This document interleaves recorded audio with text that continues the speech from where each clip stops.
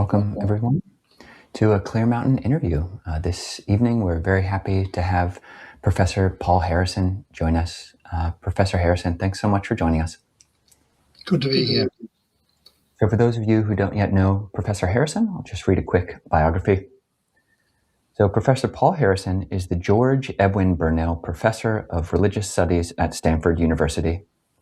Educated in his native New Zealand and in Australia, he specializes in Buddhist literature and history, especially that of the Mahayana, and in the study of Buddhist manuscripts in Sanskrit, Chinese, and Tibetan.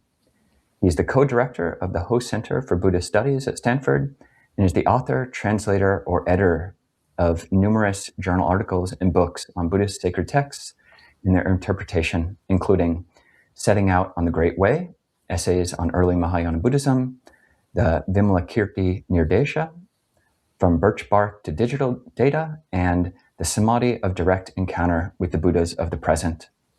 Professor Harrison is also a good friend of our Mission Majjhima regular Jan Nadir, who made this connection, I believe. So, Professor Harrison, kind of a through line through all of that biography is a bit of what I see as seeming paradox between deep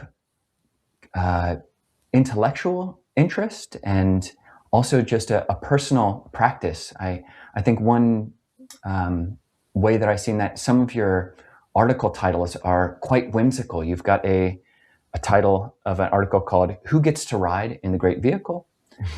You've got an article regarding the Tibetan, translating, editing the Tibetan canon called "Meritorious Activity or Waste of Time?" And so there's this kind of levity around it.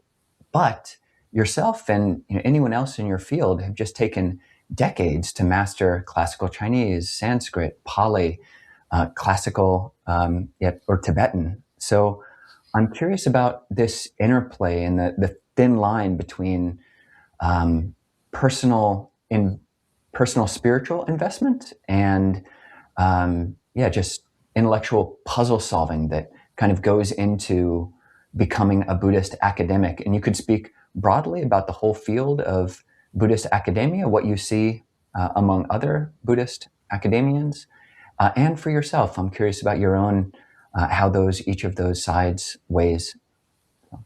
Yeah, well, it's hard to know where to start because you've introduced a number of themes, and one of them is humor, right? And I'm a firm believer in that whatever you do, it should be fun, right?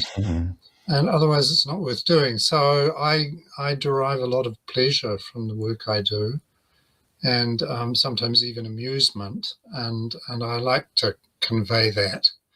And that's not to say it's not a serious business, right? And it demands a great deal of effort and preparation, but I think that there should be some satisfaction in it. Otherwise, it's just boring, and I don't see why you would want to do it. But I do love solving puzzles, and that's one thing you've picked up, and that I think that's been like that since I was a child, where I love doing jigsaw puzzles, and I still do them occasionally, but a lot of what I do is puzzle solving, and I derive a great deal of pleasure from the satisfaction you get when you can finally get a puzzle to work out. Professor, you do, I think, mention in one of your talks or in one of your books about how you were definitely of the flower generation, the kind of hippie generation of the 60s. And I'm curious if there was a spiritual dimension to at least your early, if not your current, investment in studying Buddhist texts. There was, and I don't know how detailed I can get here, given that this is going to be recorded and it's publicly viewable. But, obviously, given my age, I'm 75 years old now. So, my teenage years and my early 20s were spent in the 60s and 70s. And those of you who are familiar with that period know that it was a time of great experimentation, of exploration of, shall we say, non-traditional ways of doing things. The the pursuit of the chemical path to nirvana, which doesn't actually lead to nirvana, and all that kind of thing. So yeah, I was very much a product of those times, and that certainly had an effect on my early interest in Buddhist texts, and particularly, as you've noted, with reference to the samadhi of direct encounter with meditational paths that involved visions and that kind of thing. So yeah, that very much grew out of that period, when people of my generation were all interested in that kind of thing, right? That's really kind of an interesting starting point because one of the biggest puzzles, I think, for many of us is this emergence of the Mahayana and how it came to be and how it interplays with theravada, or the early Buddhist texts as well. Yes. And, you did write or translate this direct, these direct encounters with the Buddhas, with the presence of the samadhi of that. And a lot of the genesis of the Mahayana texts historically came from these people having most likely visions of Buddhas and getting direct transmission, or so they thought, from these from these beings. I'm actually curious, before we dive into any particular point there, can you give us a 3 or 4 minute kind of just summary of how the Mahayana emerged? In the early years of Buddhism. How many minutes? Maybe 5. Wow. Give us the landscape, Professor. Even at 5, the answer is still no.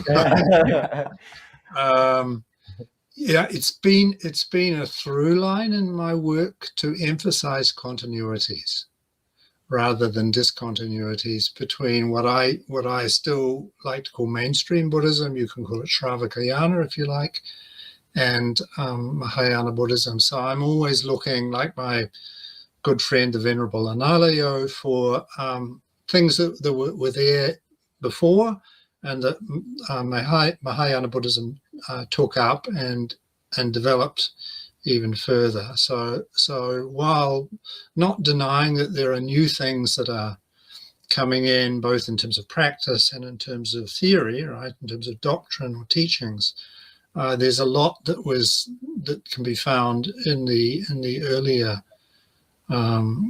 canons, right, in the earlier sutras and in the Abhidharma and so on, right. So I've been intent on exploring that, and still am.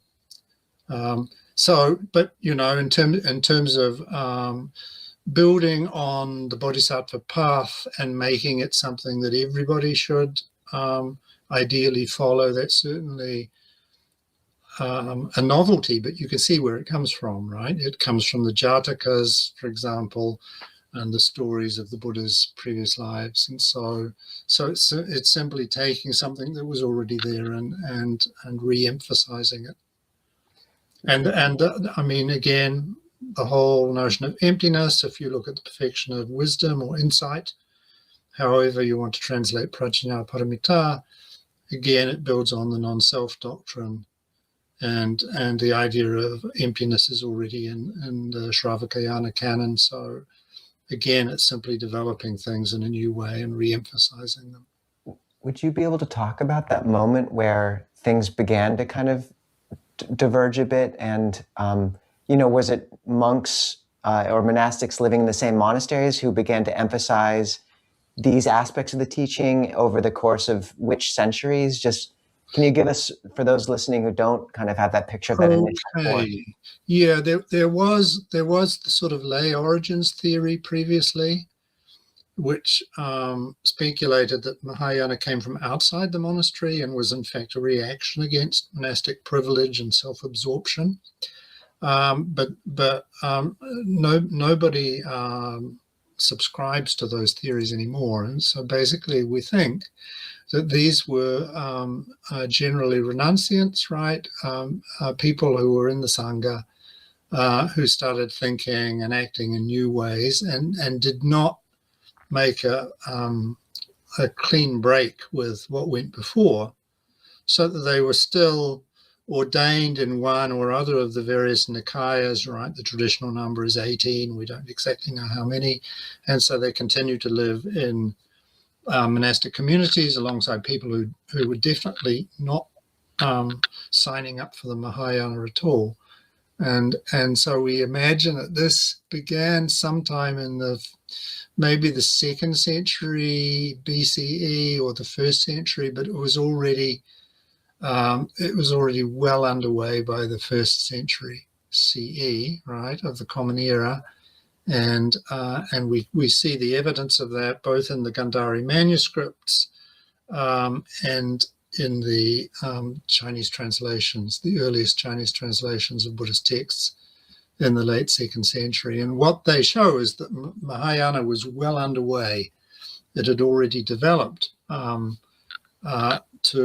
a fairly sophisticated level by that point. Right. So that's the time frame. The geographical frame is somewhat more difficult to pinpoint, but probably this happened all over India in the broader sense, right? The subcontinent, and its centers seem to be particularly in the south, in the Andhra region, which I think is the home of the perfection of wisdom, or the cradle of it, and then in the northwest, where Gandhari was the language of choice. Yeah, no, I think for those of us who've lived in Buddhist countries, I mean, even just speaking from a theravada perspective, we've both spent quite a fair amount of time in Thailand, and just living at a monastery, there's lots of different motivations for the monastics that are living at these big monasteries. I know Theravada monks who wear Theravada robes, even in a forest monastery, who do have not arahant intentions, whose goal is to, be a mahashravaka in a future lifetime, Yes. to be the Buddha's foremost disciple in wisdom or psychic powers, or who's someone who maybe has a bodhisattva resolve. So how you're saying that kind of this Mahayana influence didn't come from out, but is maybe just intrinsic and coming out from endemic, coming from the system itself, makes sense. And you've got some great phraseology around how people might be surprised by the more ascetic, leaner, and fiercer origins of Mahayana Buddhism. And I think some of that is coming from your work with what's called the Lokakshema corpus. Yes. Can you explain what the Lokakshema corpus is? Because I wasn't even that familiar with it before, but it does seem like it's presenting a very early and quite ascetic version of Mahayana, which many people might not be familiar with. Yeah, that relates to the so-called forest hypothesis. I don't know if it applies to all Mahayana texts, and of course there's been pushback in academic circles against that. So basically, when Buddhism first came to China, there were two early translators whose contributions were pivotal. One of them was Ansha Gao, who was actually a Parthian prince by the traditional accounts, and he translated solely mainstream Shravakayana texts. And then there was Lokakshema. So Lokakshema was active from about 160 to 180 something, right? CE, and he translated only Mahayana texts. And some of these have turned out to be very important. One of them, of course, which is regarded as the sort of centerpiece of his oeuvre,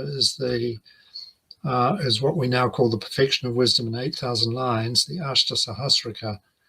And so that's the sort of early version of the Perfection of Wisdom. And then another one is there's the Pratyupana Samadhi, which is the samadhi of direct encounter with the Buddhas of the present.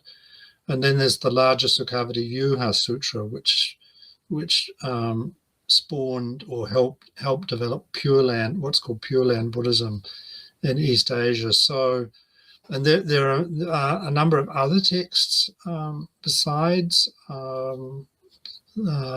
which I've worked on and am continuing to work on, which propagate different aspects of Mahayana Buddhism. So it's quite a large and important set of texts that he seems to have brought with him, either in manuscript form or in his head, right? He might have memorized them and then translated into Chinese.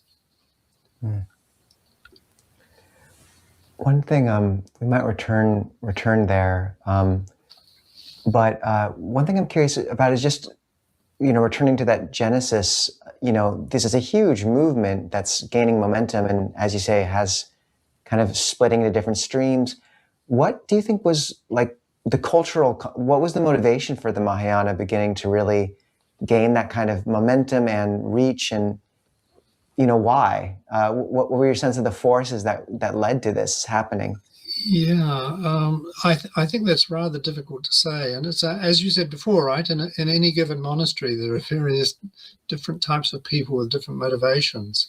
So obviously, for some Buddhists, the Arhat ideal and nirvana wasn't enough, and they wanted to stress compassion, right, and compassionate action. So for them, the Bodhisattva ideal was more appealing, and of course, it's grander, right? Mm-hmm. It's more ambitious, and not surprisingly, you find evidence of criticism of these guys, right? Presumably, they were mostly men. And saying, these people are crazy, right? Who do they think they are, right? And the Mahayana texts actually preserve words like this from the mouths, obviously, of their mainstream detractors, right? Who thought that they were totally out to lunch, right? And thinking that they could ever become Buddhas. Yeah, so there's a sort of, you guys have got to be kidding us, right? Testimony that they've faithfully preserved the words of their critics. So obviously, what that shows us is that for some of them, they were attracted to these ambitious ideals of, later. Well, it became later a part of Tantric Buddhism. Is basically an ideal of self-deification, right? Turning oneself into a god in some way.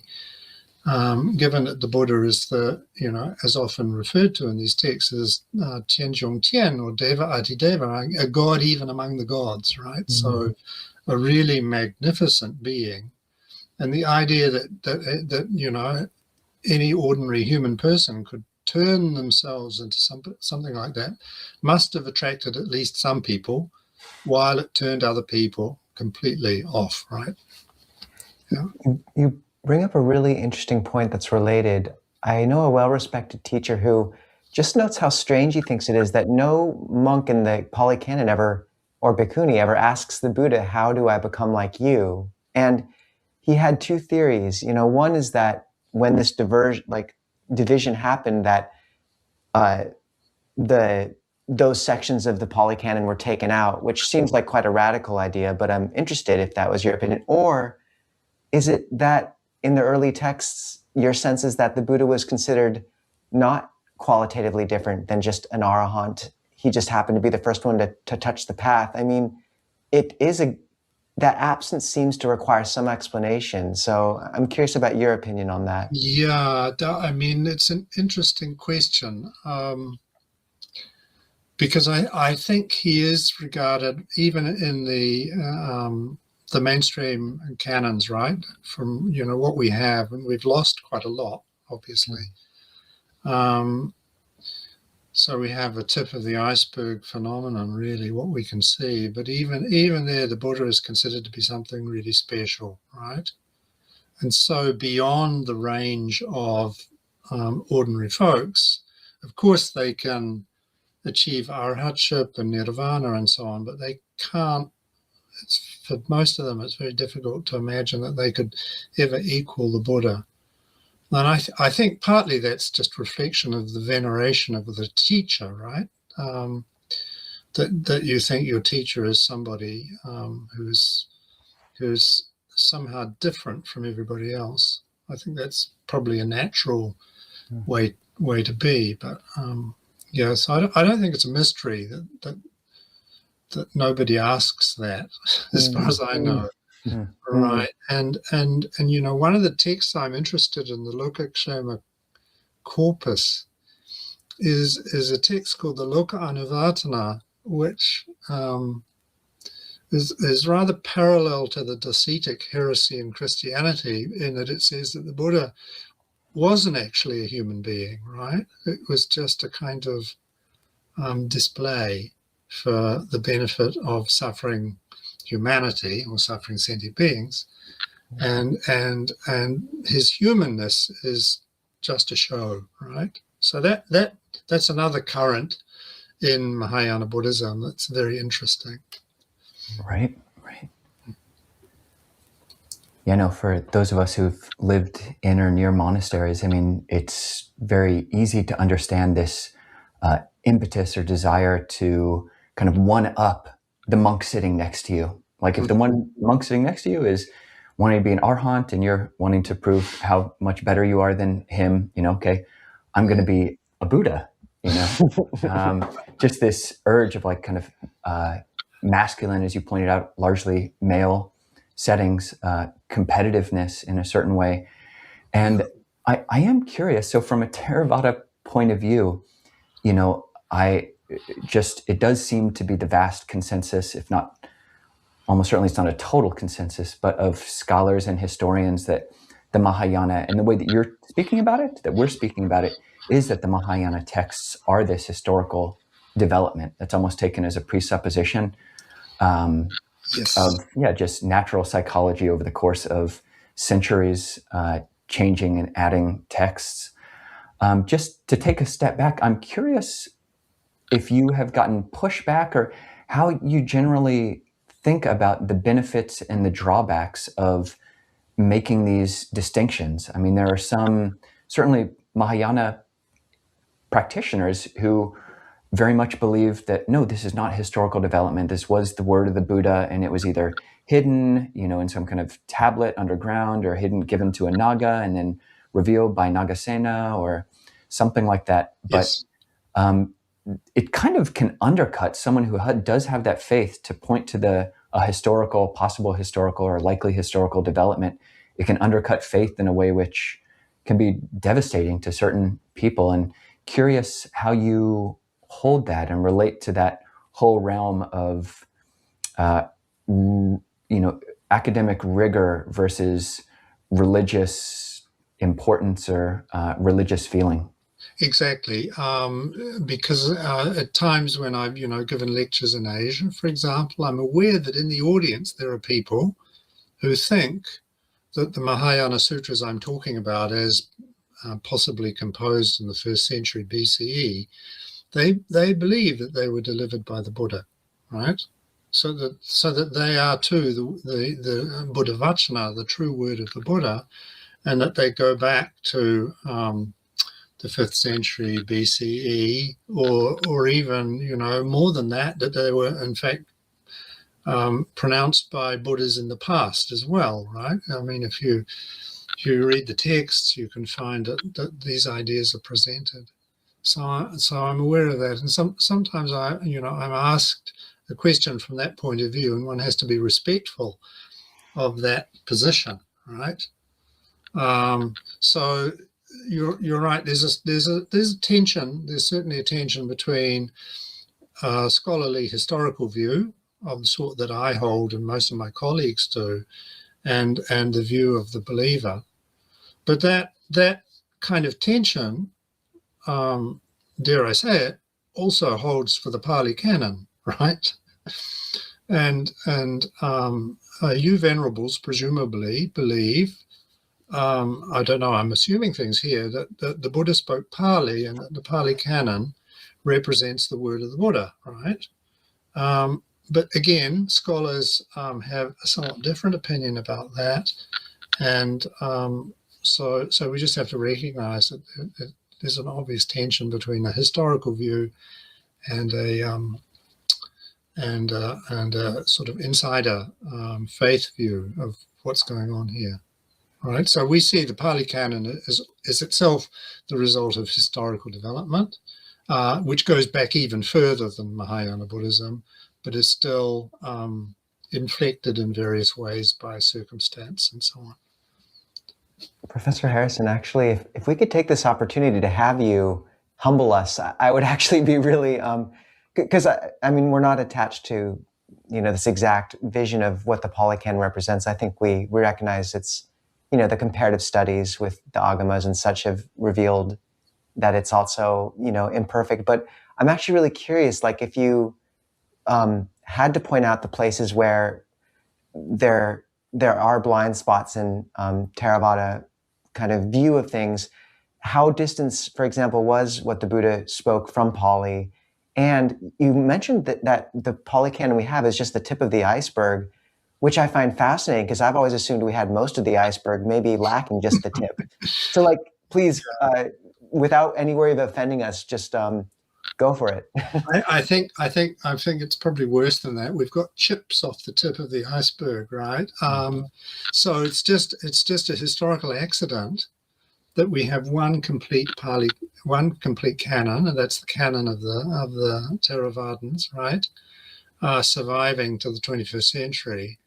And we imagine, although we're not very sure, that there are a number of Nikayas, right, ordination lineages, which all preserve their own versions of the canon.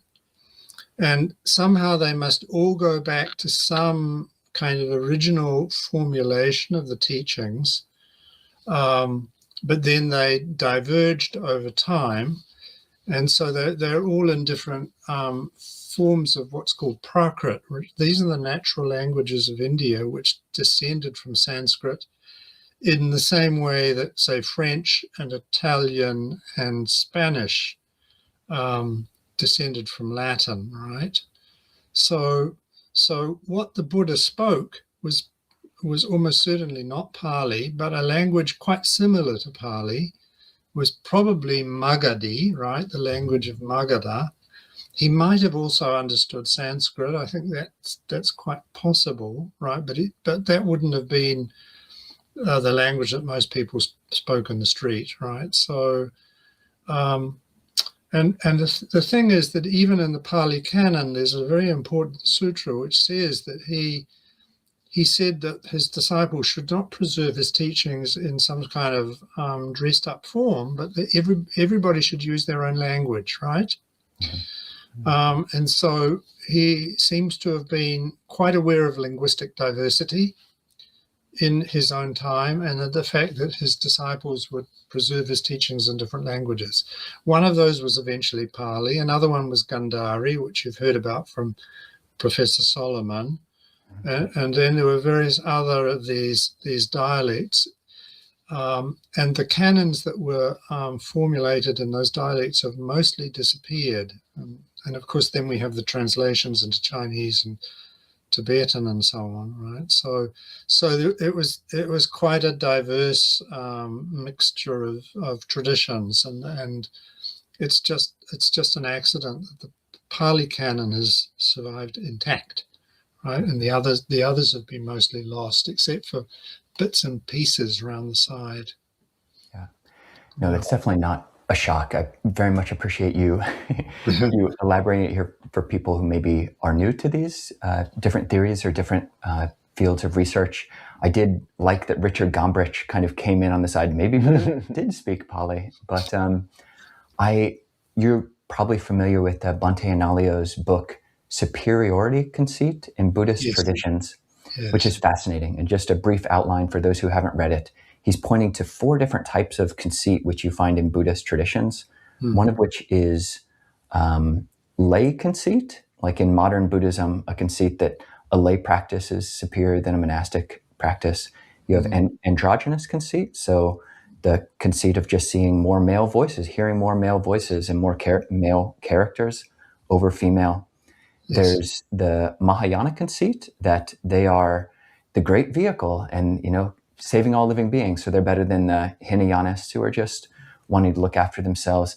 Yeah. And then he refers to it as theravada conceit, which is thinking, okay, surprisingly, with Theravada conceit, what he does is actually look at later texts. So he's looking at Buddhaghosa and the commentaries and about how that view has its own conceit. Yeah. But what he does not do, noticeably, is say that, point out the flaws of a early Buddhist text conceit. So, like what you're pointing out about, like when you read different, certainly versions of the Pali Canon, if it's in Burma or in Thailand or Sri Lanka, extremely minor for the most part. But even comparing it to the Agamas, pretty minor for the most part. But when you start reading it in comparison to Mahayana texts, even early Lokakshema Mahayana texts, there are some quite significant doctrinal differences, which in their implications do have serious differences of underlying presupposition. And so I'm curious what you think about this. Is there a basis for a early Buddhist text conceit that, okay, this is what the Buddha said, and teachings the historical Buddha taught, and like teachings that there are these Four Noble Truths, there is suffering, a cause, a cessation, and a path, as being prime, versus a one way of understanding the Heart Sutra as saying, actually, there's no dukkha, there's no cause, there's no cessation, there's no path. That ultimately everything's non-dual. The Buddha was not a human. He existed. The teachings are there forever. Lotus Sutra. That's quite radically different from the Pali Canon. Largely dualistic teachings, to be frank. So, Yeah, huge question. But yeah, are Theravadins, are we okay to? Are we okay standing our little iceberg here, or do we need to jump off? Yeah, it's melting all the time, I'm afraid. No, I mean, it's true. It's true that if you look at, say, Gandhari versions of a particular text as opposed to Pali versions, as opposed to Sanskrit versions as transmitted by the Sarvastivadins and the Mula Sarvastivadins, so these are from different Nikayas, presumably, right? There's a huge amount of commonality, right? So we haven't found, a set of texts that teaches 5 noble truths or 5 truths of the noble ones, right? It's recognizably what you might call early Buddhist teachings, with sort of minor variations here, but there are still variations. And of course, it's not variation on the level of Mahayana Sutras, which do some really strange and novel things. So there's a kind of foundational level, if you like, divided into all these different rooms. And I suppose all I'd say is that the Pali room is not the only room in the building, right? There are other rooms, some of which have been shut to us forever, and others which, they're partly, you can go into them and have a look, and you can see the continuities and the similarities, right? And in the way, I mean, they were all Buddhists, right? The Sarvastivadins lived alongside the Theravadins, lived alongside the Dharmakuptakas, and they traveled around and they could talk to each other. And we know from some of the manuscript deposits that they studied each other's versions of the texts. So it was a very ecumenical kind of situation, right? And they recognized what they were reading as their tradition, but it was not. I suppose not just Pali, right? That's not all there is. And I think we owe our better understanding of this to the explosion of Gandhari studies since the last decade of the last century, right? When that all started. Prior to that, we had only the Dhammapada in Gandhari, and we had a few documents, mostly related to secular matters like people stealing camels and so on, right? Which is not terribly interesting from a doctrinal point of view, but fascinating from a social point of view. And then suddenly we had this kind of flood of new material, which we're still working our way through, which shows that there was another whole tradition alongside the Pali tradition. I feel obligated as a Theravada monk to say I'm not actually thinking of jumping off the iceberg. I like this iceberg, but I was curious how many other icebergs there are. But I think one thing I want to touch on, Professor, and I would love to hear the insights that have been coming from the Gandhari scrolls. But before that, I feel like the question of the transmission of the teachings via recitation versus writing is really critical. And I know the Gandhari scrolls actually might indicate that writing was happening earlier than we thought. And, I'm curious first about just the implications of that.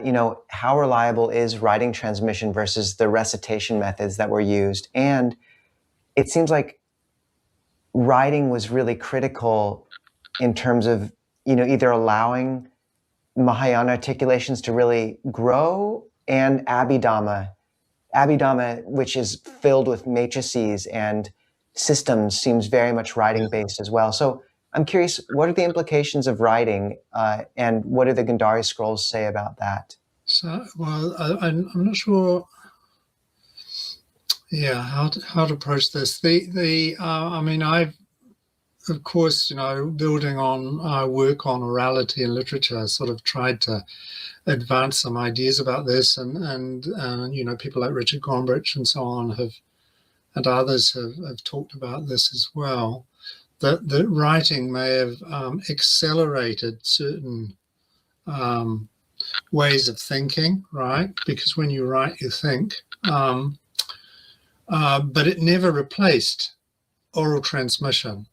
Mm. And so, I mean, what we imagine is that in the beginning, the Buddha's teachings were transmitted entirely orally and very accurately. I think, people have been skeptical about the unreliability of oral tradition, but in fact, it's extremely reliable, particularly when you're doing it in a group, right? And the sort of Sangiti environment. And then writing begins to be used. And I think the Buddhists were the first major religion to sort of commit their teachings to writing. And that probably happened in the 2nd century BCE. Some of the radiocarbon dating seems to go back that far. And then they really took to it, but they never stopped recitation either. So what we have to imagine is that written transmission and oral transmission proceed side by side. And it's not as if they stopped memorizing the text. They did not do that.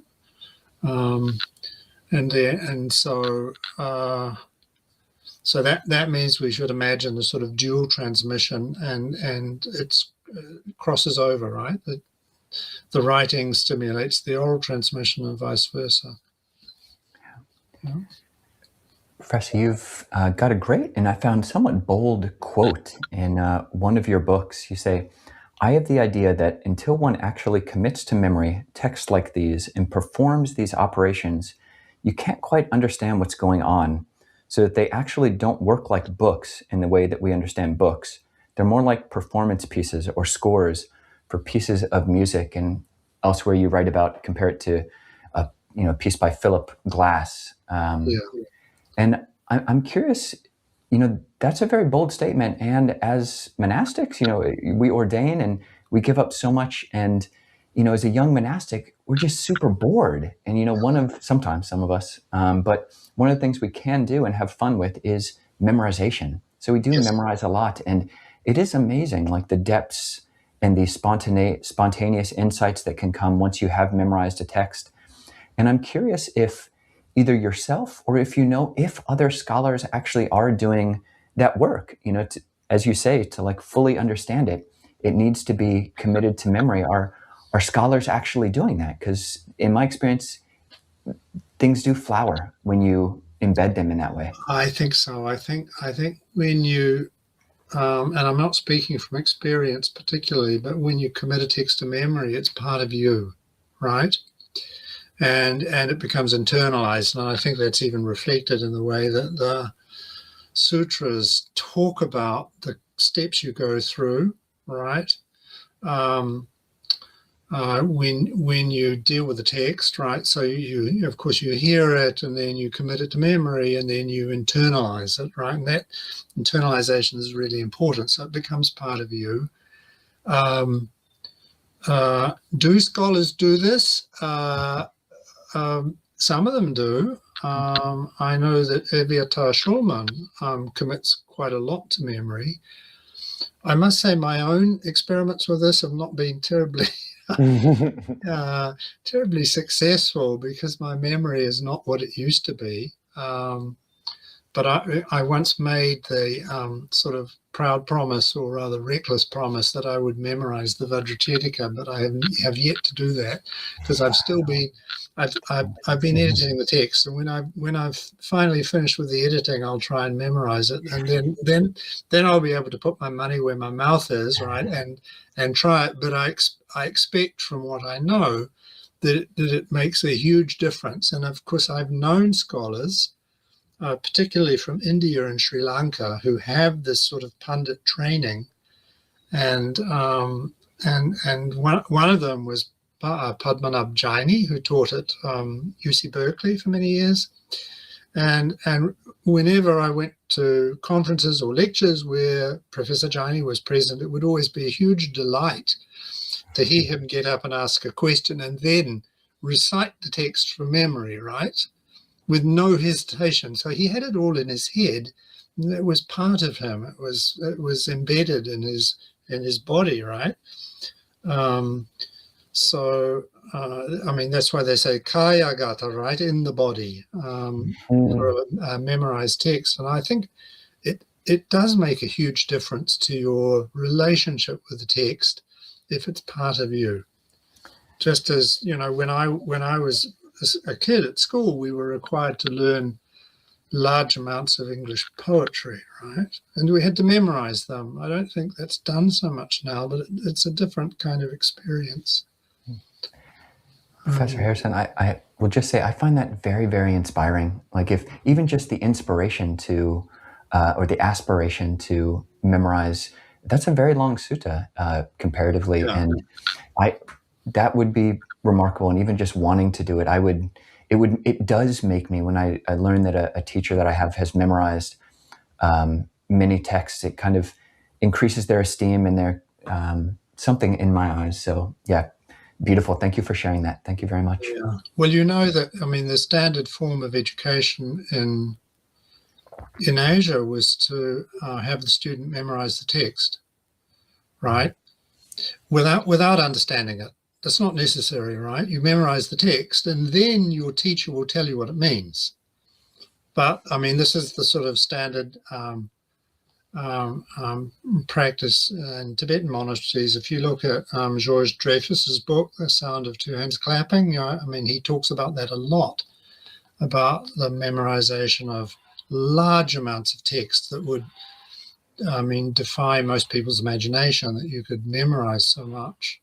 So, you know, there were allegedly people who knew the entire Tripitaka by heart.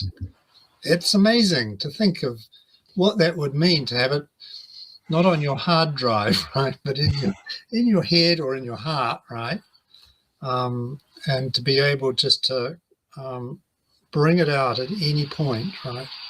So that was the standard thing. Even after the advent of writing, there were still people who could do that. I want to take this opportunity to extend our invitation that once you've memorized that sutra, if you wanted to come back on the channel and recite some of it for us, you are welcome to. We'll check you. Yeah, we'll every time you say something wrong. And right, you know, that's a challenge that you've laid down, Ajahn Nisabo, which I'm probably going to have to accept. Right? Oh. Please do. And I mean, we memorize suttas all the time, and it's really been. You know, the Buddha talks about the benefits, and including that if you're reborn and have forgotten the Dharma and someone recites it, you remember. And yes. And I love that, like, it's embedded in you in a deeper way. And we were talking before we started this conversation about Sarah Shaw, who we've interviewed, and she had an amazing book called The Art of Listening about the Digha Nikaya, the longer length discourses, and just about the importance of reciting the texts and rather than just reading them. So I just really appreciate you singling that out. exactly. Yeah, and then I notice that even when I'm reading them, right? The more you read them, the more you see. And every time I read it, I see new things. And so things that struck me as trivial or not interesting, when you approach them for the 9th or the 10th time, you suddenly see, you get the point, right? So I'm dealing with a particular problem at the moment related to fear.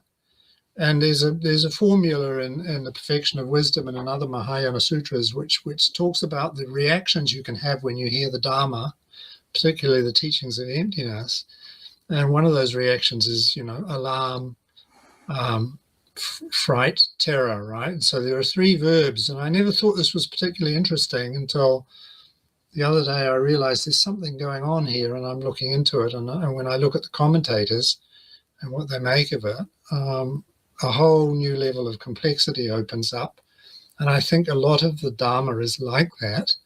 That the more deeply you get involved with it, its profundity opens up, and you can see it, right, in a way that you didn't before.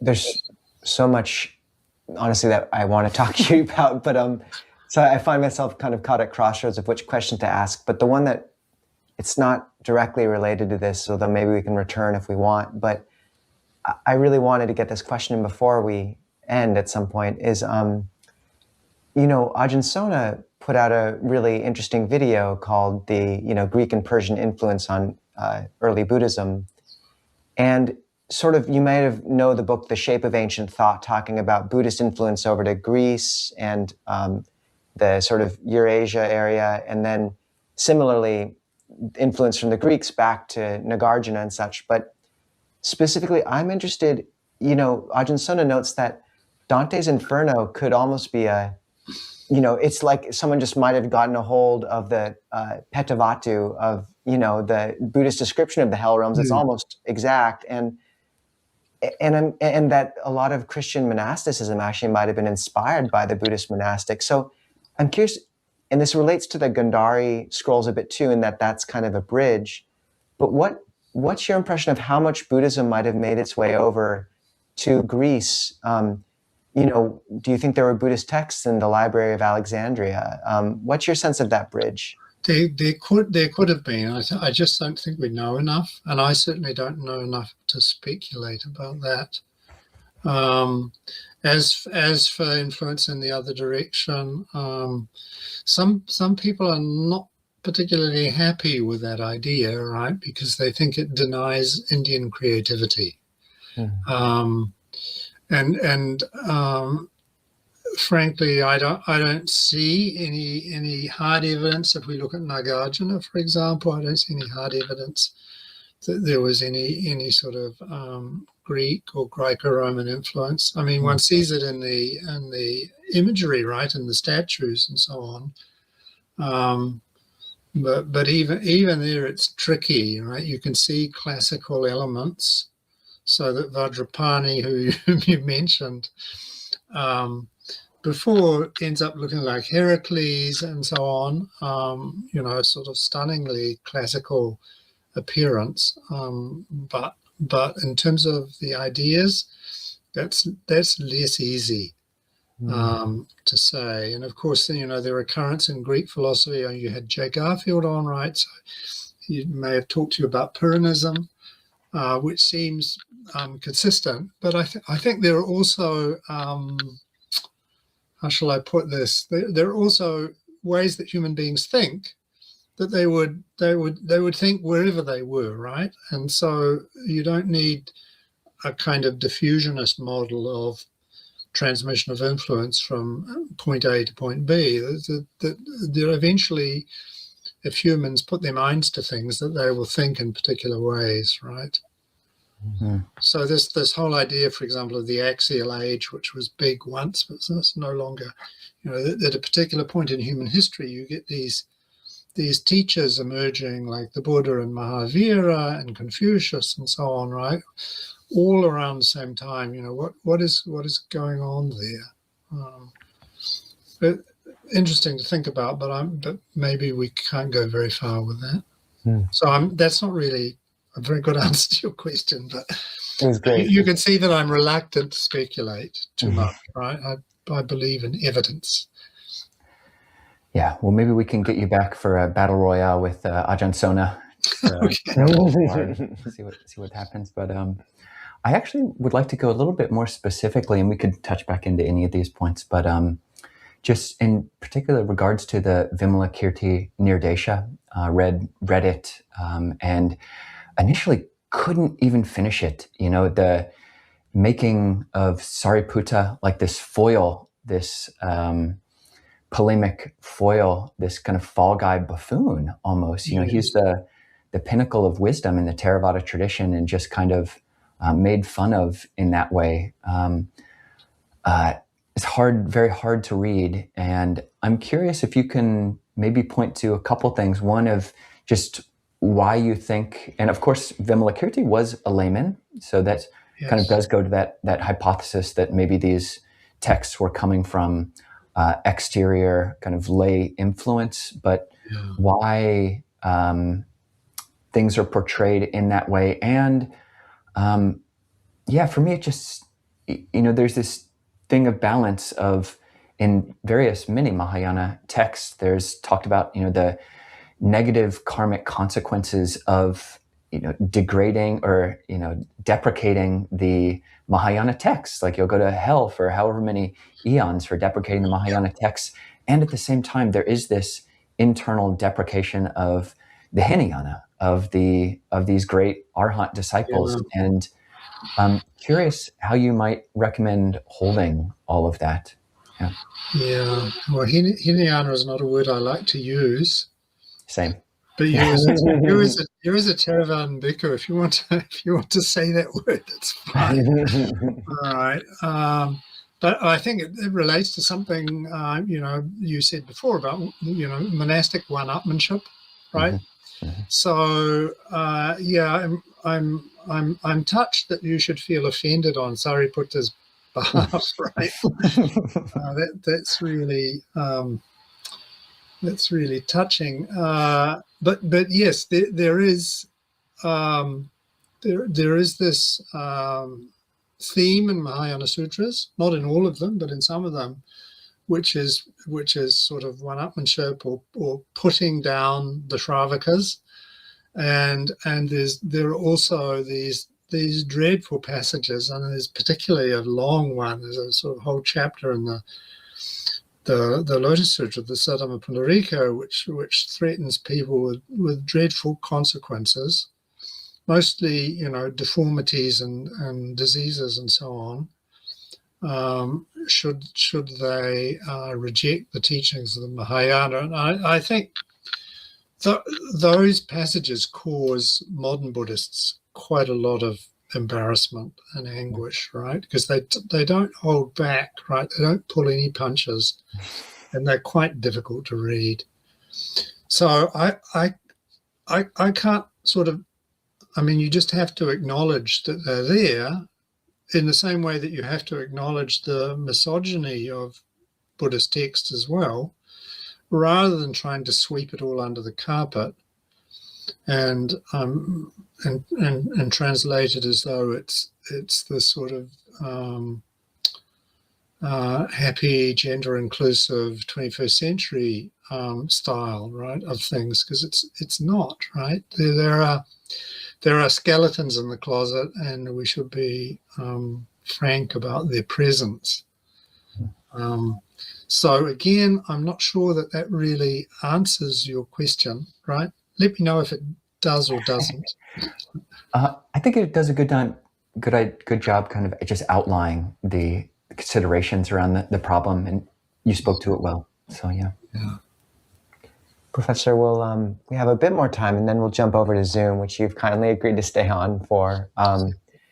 But I'm curious about what you consider right now the most fascinating realms of scholarship and research going on in the Buddhist, in the world of Buddhist academia and archaeology.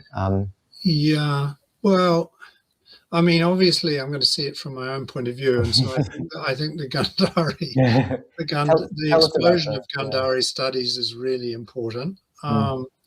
But the thing is that since I was trained, right, in the 80s, 70s and 80s, Buddhist studies has evolved in all kinds of ways, and so it's now much more attentive to a huge range of issues that previously were largely overlooked in the enthusiasm for philosophy and text, including the lived reality of Buddhism and wherever it is, both in Asia and elsewhere in the world. So there are all kinds of ways of looking at Buddhism, anthropological, sociological, right, in terms of how it actually affects people's lives.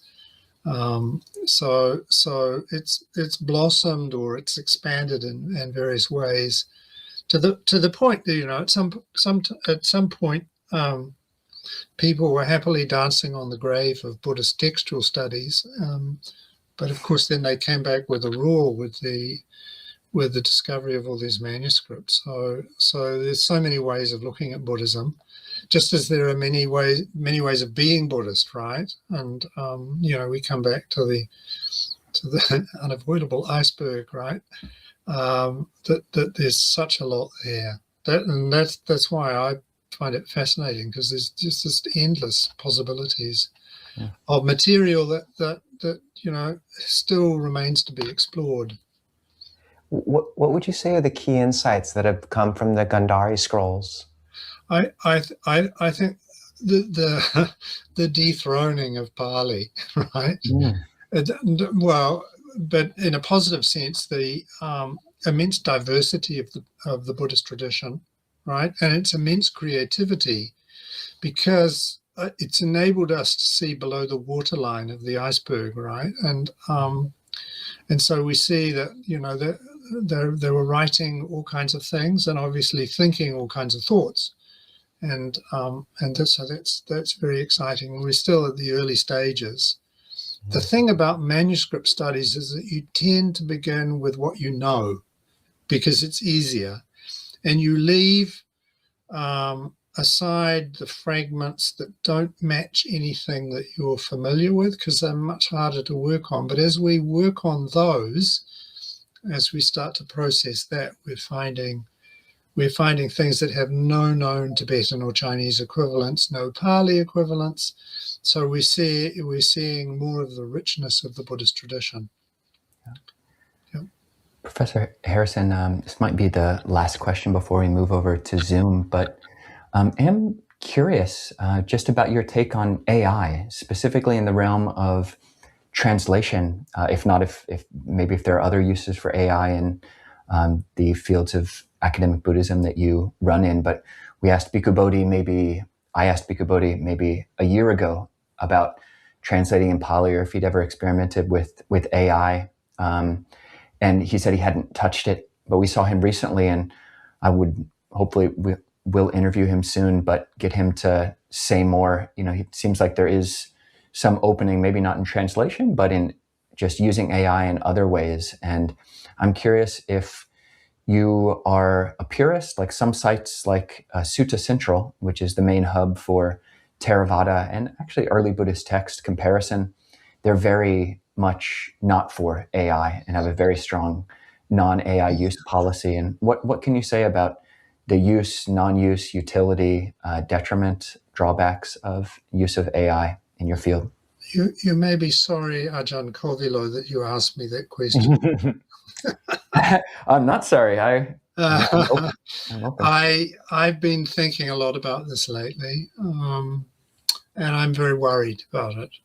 And I don't deny that AI has its uses, but I think it could be a disaster in the long run, and I'm particularly worried. I've experimented with it because I don't want to keep it entirely at arm's length, but I think we're at a particular a sensitive stage in the development of Buddhist studies as far as AI is concerned, and I'm worried basically about training, about I can look at an AI translation of a piece of text that I'm working on, and I know where it's wrong, Right. because I have a lifetime of training, right, that will enable me to look past the glossy surface. Yeah. You know, one of the things about AI is that it's never wrong, it's never in doubt, it always sounds wonderful, but often it's complete nonsense.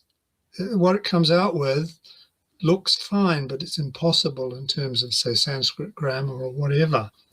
But it never says, I don't understand this, I don't know what it means. It just goes right ahead. And the thing is that with people like me, right, of this generation, with the training we have, we can spot the problems, but I'm very concerned about our students who may not bother to learn to translate themselves and develop the kind of muscle that it is, right? The sort of ability that you practice, and you practice by making mistakes and by approaching problems again and again and again until you get them out. They may not bother to learn how to do all that. They may just say, "Oh, we'll just feed it into the machine."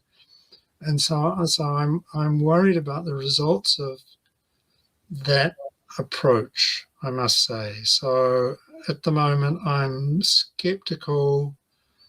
And that's says nothing about all the other uses and misuses of AI. But I'm from a point of view of a translator, I am quite concerned about what it means for our approach to Buddhist texts. So yeah, I'm sort of in the pro-human camp, although I've used AI is wonderful for finding parallels, right? So I've used some of that technology, but it can hallucinate as well. So you have to be very careful and you have to check it. So you can't just turn it loose, right, and let it do its thing. You've got to be able to oversee the process somehow. So I mean that's my. I'm still thinking about this.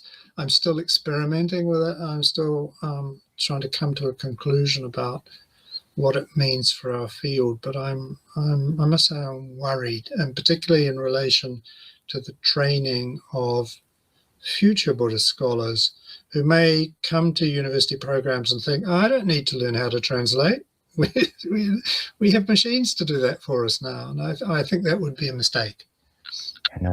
Very much appreciate your perspective on that. And yeah, there are Buddhist AI, like the scriptural Buddhist AI Norbu, Norbu, which early on, it may have changed now, but its honesty metric was tuned up so high, which is a good thing. Buddhism, we're into honesty, that you would ask it a question and it wouldn't admit that it didn't know. And oftentimes I would find that its answer would be, actually, I'm not sure about that. You should ask your local Dharma teacher. And it was very unsatisfying as an AI experience, even though it was more honest than most. So. Yeah. It would admit that it didn't know. Yeah, okay. Exactly. Yeah. And then it would praise you for asking the question, right? Because it's always positive about it. That's the thing about AI, right? Yep. Professor, it means it's significant to talk to an academic who, obviously holds these texts in such care. And I think your answer about AI really spoke to that. The idea of translating these texts with humility and just how you've experienced that, as we have, that kind of deepening understanding of a certain text. And and just that this whole conversation is kind of, I felt, resonated with that. And we look forward to having you back on when you have the Vimalakirti, or which sutta was it? Yeah, Vimalakirti Sutta memorized, or maybe just... No, it was going to be the Vajracharya. Oh yeah, that one. Okay. Not so long. But we'll jump over to Zoom now, so people have a chance to actually have some human interaction with Professor Harrison. And just thank you so much for the work you're doing, for kind of illuminating the iceberg we're kind of standing on, and it's others that might be around. And just thank you for joining us. Okay. No, it's been my pleasure. So we'll jump over, if people can find the link to the Zoom in the chat or in the YouTube description. And otherwise, we'll see you all next week and on Zoom in just a second.